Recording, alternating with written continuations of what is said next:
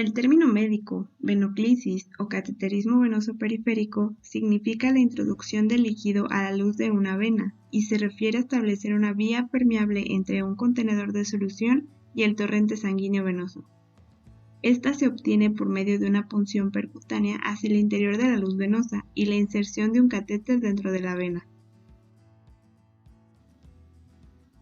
La venoclisis es de gran utilidad cuando se necesita administrar medicamentos directamente en el torrente sanguíneo del paciente, a fin de alcanzar concentraciones terapéuticas lo más rápido posible, a diferencia de vía oral, transcutánea o mediante inyección intramuscular, donde es necesario que se absorba. Es muy útil para la administración de fluidos y electrolitos. De hecho, si no existiera la venoclisis, sería imposible realizar transfusiones de sangre y hemoderivados. Asimismo, en situaciones de emergencia y en aquellos casos donde es necesario un control estricto dosis-respuesta, como por ejemplo durante la anestesia general. La venoclisis permite la administración no solo de fluidos, sino también de nutrientes como glúcidos, lípidos e incluso aminoácidos. Esta modalidad de nutrición, conocida como nutrición parenteral, es de uso frecuente en las unidades de cuidados intensivos, donde muchos pacientes no pueden ser nutridos por la vía digestiva debido a diversas causas. Existen dos tipos de venoclisis, según el tipo de acceso venoso empleado, venoclisis periférica y venoclisis central. El procedimiento para administrar una venoclisis es relativamente sencillo, siendo el paso más delicado la cateterización de la vena, especialmente en los casos de vías venosas centrales. A continuación se describe paso a paso el procedimiento estándar para la venoclisis periférica. Antes de empezar con la venoclisis, como médicos podemos ayudar a que el paciente se sienta más seguro y a disminuir su ansiedad o estrés. Esto lo podemos hacer presentándonos, identificando al paciente por su nombre, explicándole el procedimiento y la justificación de este, solicitándole un consentimiento informado verbal, mostrándole que el catéter que se usará es nuevo e informándole sobre el procedimiento a realizar paso a paso. Antes de comenzar cualquier procedimiento sanitario, es necesario seguir el procedimiento típico de lavado de palmas, dedos, uñas y pulgares con agua y jabón o solución alcohólica.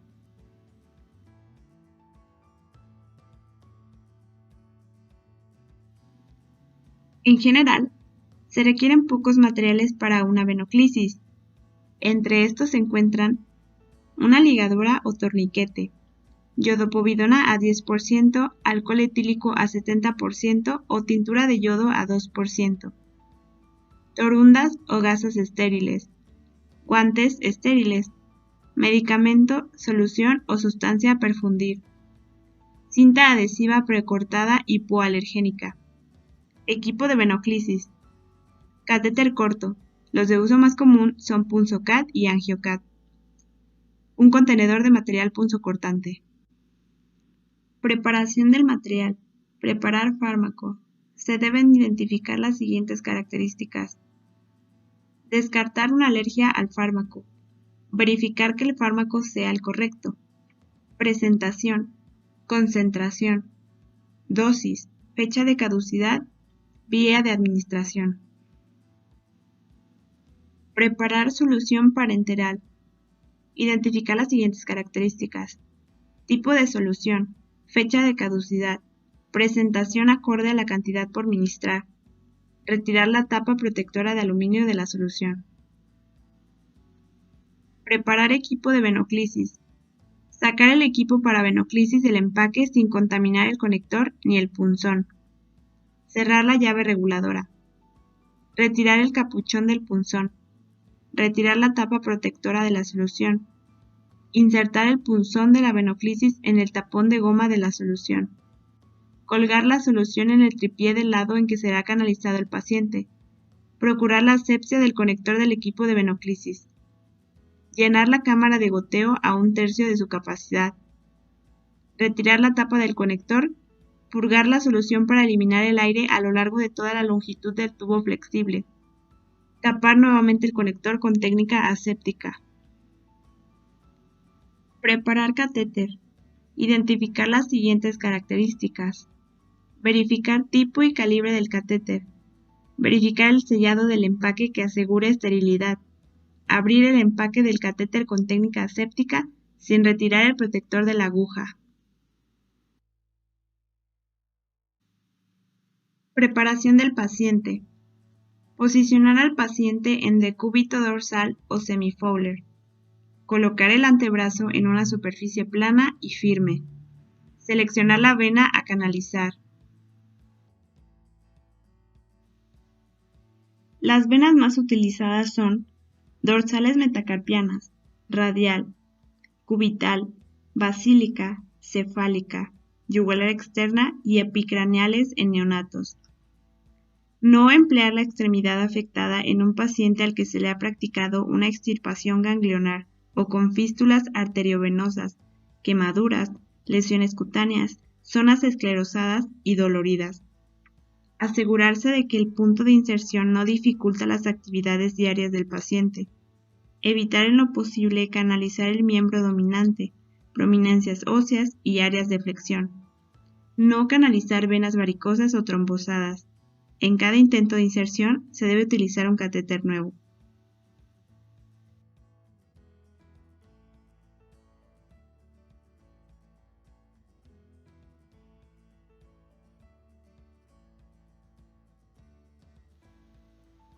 Técnica de cateterismo o canalización periférica. Paso número 1. Colocar guantes. Paso número 2.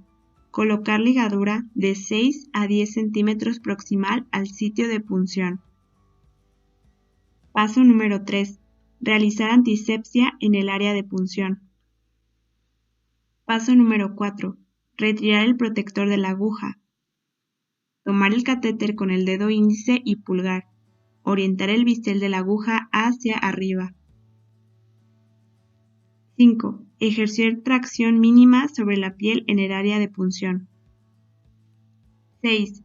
Puncionar la vena en ángulo agudo para atravesar la piel y luego disminuir el ángulo para no atravesar la vena, hasta visualizar un retorno venoso. Paso 7. Introducir el catéter empujando el cono de conexión, siguiendo el trayecto de la vena en su totalidad hasta el contacto con la piel. Paso número 8. Retirar la aguja y presionar la punta del catéter para evitar retorno venoso. Paso número 9. Introducir el conector de la venoclisis en la conexión del catéter. 10. Retirar la ligadura. 11. Verificar permeabilidad de la vía venosa al observar goteo continuo de solución en la cámara de goteo del equipo de venoclisis. Verificar ausencia de infiltración en el tejido contiguo al sitio de punción. Ajustar el goteo de infusión por medio de la llave reguladora del equipo para venoclisis. Paso número 12. Fijar el catéter con un apósito transparente adherible o en su defecto, fije con tela adhesiva. 13. Colocar membrete del procedimiento de canalización. Informar al paciente que ha finalizado el procedimiento y corroborar su estado clínico. Asimismo, desechar el material punzocortante en el contenedor para punzocortantes y el resto de material en el contenedor asignado.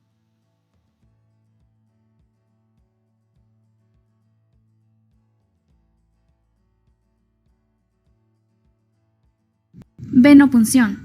La venopunción es una técnica que consiste en atravesar la barrera de protección exterior, es decir, la piel, para penetrar en un área aséptica como lo es el sistema circulatorio con ayuda de un catéter, manteniendo de esta forma una vía permeable de acceso. Esta técnica cumple con varios objetivos, entre los que se encuentran los siguientes: tomar muestras sanguíneas, restaurar y mantener el volumen circulatorio, así como también el balance hidroelectrolítico, administrar ciertos medicamentos al paciente, transfusiones sanguíneas, suplir algún déficit nutricional y mantener una vía venosa permeable. Materiales. Los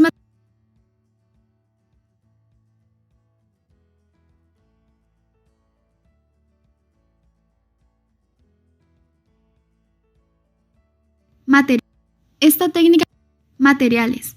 Los materiales que se necesitan son los siguientes: alcohol yodado o alcohol al 70%, catéteres de diferentes calibres de acuerdo a la clase de terapia a infundirse y al calibre de la vena, torniquete, guantes esterilizados, algodón o gasas, equipo de infusión macrogoteo o microgoteo o bomba de infusión, cinta médica, jeringas, tubos para muestra y soluciones endovenosas previamente marcadas con identificación del paciente si es que así se requiere.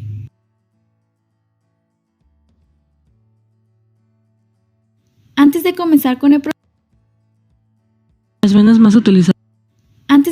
con el procedimiento y de manipular cualquier medicamento o material que se vaya a utilizar durante este, es necesario realizar un correcto lavado de manos. Esto con la finalidad de evitar contaminar el material y prevenir complicaciones en el paciente como infecciones, por lo que se recomienda lavar las manos con agua y jabón, frotando toda la superficie, incluidas palmas, dorso, muñecas, entre dedos e incluso debajo de las uñas, al menos durante 20 segundos. Las venas más utilizadas para la venopunción están localizadas en el área antecubital.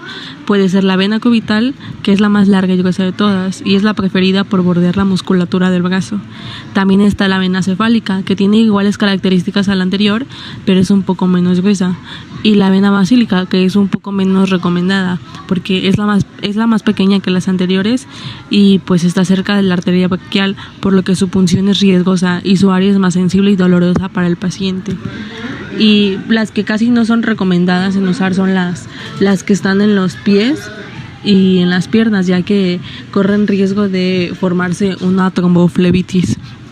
Y debemos recordar nunca puncionar en piel con lesiones, con hematomas, con quemaduras, con cicatrices, un brazo lastimado con una mastectomía reciente, venas tortuosas o algún brazo con una infusión venosa.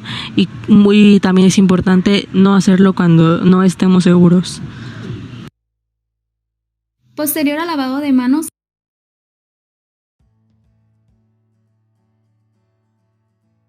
paso 8.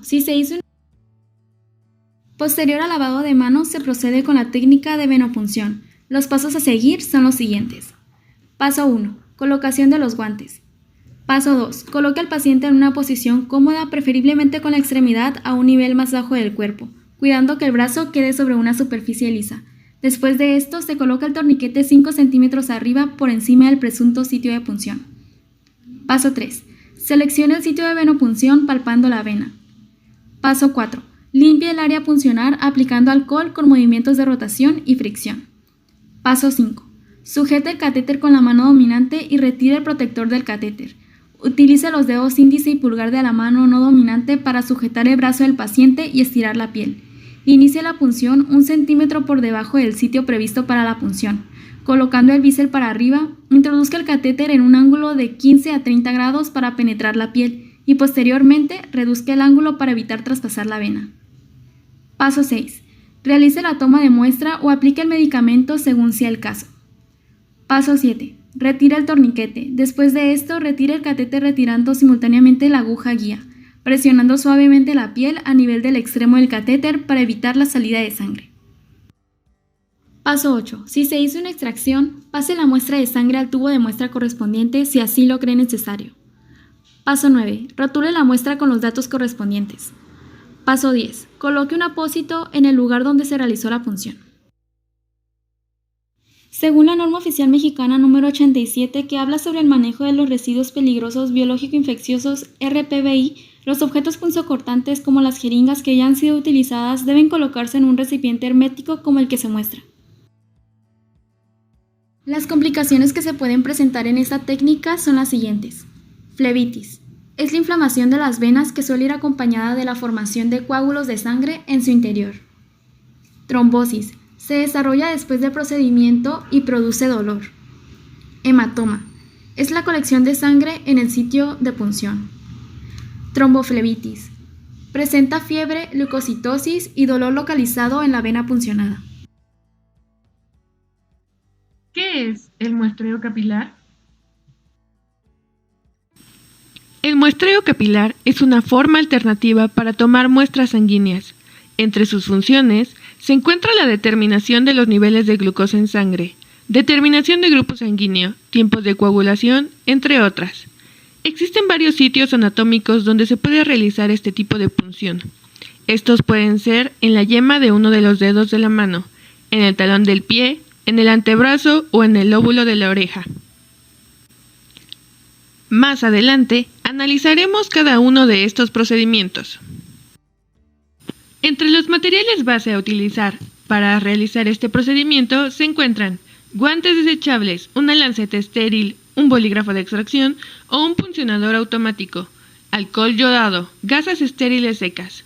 El resto de los materiales dependerá del análisis que se vaya a realizar, como un tubo capilar heparinizado, portaobjetos, tira reactiva o tubo de microtainer. Recordemos que antes de llevar a cabo cualquier procedimiento clínico, es necesario un adecuado lavado de manos, tal cual se muestra en la imagen. Toma de muestra capilar en los dedos. Una vez limpias las manos, colóquese los guantes. Seleccione el dedo corazón o el anular, idealmente de la mano no dominante. El paciente no deberá usar anillo en el dedo, ya que puede obstruir la circulación sanguínea. Asegúrese de que la mano del paciente esté caliente y relajada, y de que el paciente esté cómodamente sentado. La punción debe realizarse ligeramente descentrada desde la porción carnosa cerca del costado de la yema del dedo. Desinfectar y secar completamente el sitio de la punción. El alcohol puede diluir la muestra, así que esta área debe de ser bien secada antes de la toma. Suavemente masajee el dedo hacia la punta para aumentar el flujo sanguíneo. Evite pasar el primer nudillo. Haga la incisión en el lado de la yema del dedo con la palma hacia arriba, para facilitar el llenado de la cubeta de hemoglobina. Aplique solo una ligera presión hacia la yema del dedo hasta que aparezca una gota de sangre. Puede tardar unos segundos después de la punción hasta que comience el flujo de sangre. Limpie las primeras 2 a 3 gotas y asegúrese de que haya un flujo de sangre libre antes de llenar la cubeta. Deje de agarrar el dedo al limpiar una gota.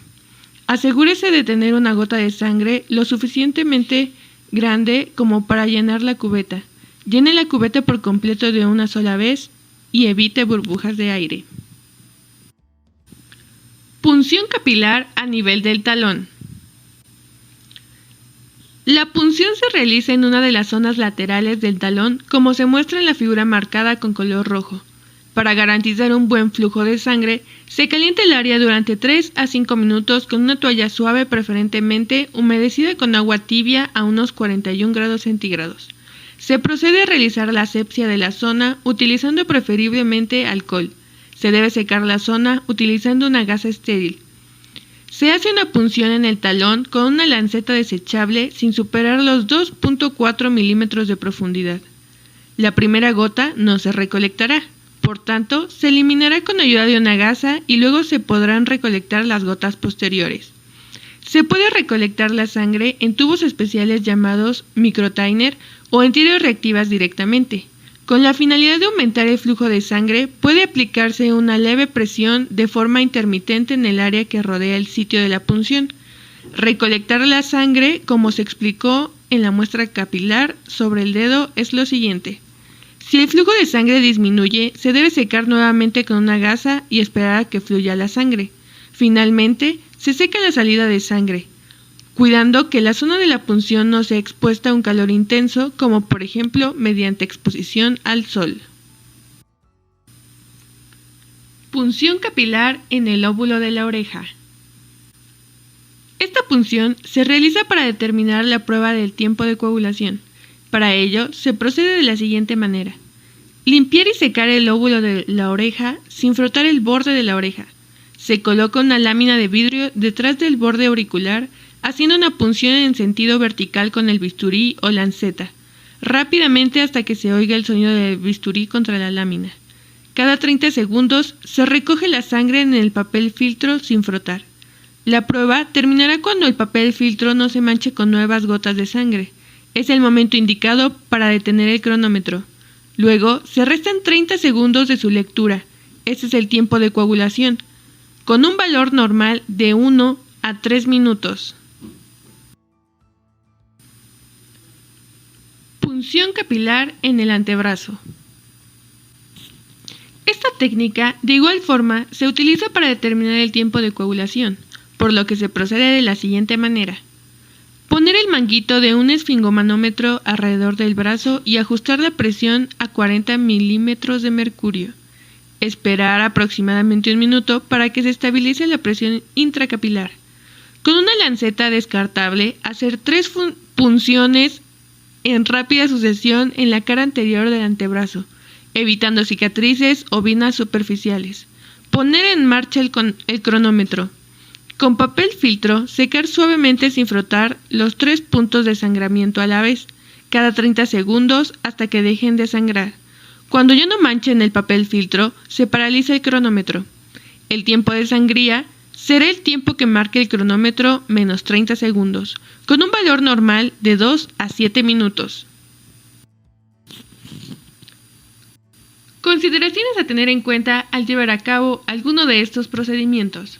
Opción correcta de la lanceta. Para adultos, se recomienda una profundidad de 1.85 a 2.5 milímetros. La lanceta debe ser de unas dimensiones mínimas para garantizar un flujo de sangre adecuado. Correcta selección del sitio de punción. Se debe utilizar el dedo corazón, idealmente de la mano no dominante, ya que generalmente son menos callosos y menos sensibles al dolor en comparación con el dedo índice o el pulgar. La punción debe hacerse ligeramente descentrada desde la parte central y carnosa de la yema del dedo, cerca del lado donde la piel es más delgada, con menos terminaciones nerviosas y menos sensación al dolor, pero no en un lateral del dedo. Seleccionar el dedo y el sitio de punción correctos asegurará conseguir un buen flujo de sangre constante y minimizar el dolor para el paciente. Limpieza, desinfección y secado. La limpieza y desinfección del sitio de punción es esencial para eliminar cualquier contaminación potencial que pueda afectar el análisis o poner en riesgo la seguridad del paciente. Aplicar demasiada presión alrededor del sitio de punción. El dedo puede ser masajeado suavemente antes y después de la punción para estimular la circulación de sangre, pero sin pasar del primer nudillo.